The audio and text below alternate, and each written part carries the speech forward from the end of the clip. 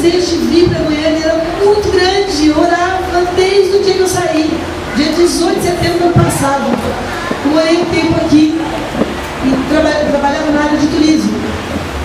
E até isso Deus fez: minha filha, não te quero lá, porque lá é tudo maçom, você sai fora que lá não é teu lugar. E aí o pastor Arnaldo, ontem, e aí volta essa mocinha linda, maravilhosa, que estava no cantinho de sangue, com aquela Bíblia líquida dela, a Bíblia da mulher.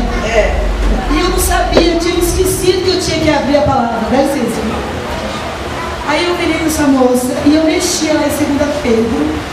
Eu tinha esquecido assim completamente que eu tinha que ler a palavra. E Deus falou desse jeito para mim, eu vou compartilhar com vocês. Deixa eu daqui, pastor. 2 Pedro 2:9.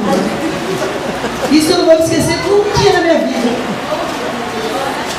Porque quando a gente é escolhido de verdade, só que a decisão tem que ser nossa. Entendeu? Não tem que entrar pela metade. Entrou pela metade, você vai só sofrer. Porque não dá para servir a 2 senhores. Não dá para ficar no meio termo. Entendeu? Se você ficar no meio termo, pague preço. Como a Josefa, tonta que pagou. Mas só que eu sempre pedi para Deus: Deus me dá sabedoria. Desse negócio eu não abro mão. Eu só pedia isso.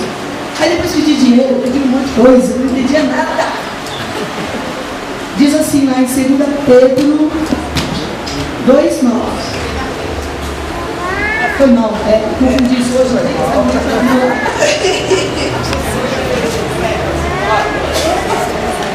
Glória a Deus. Vai ter que ser via internet. Vamos lá.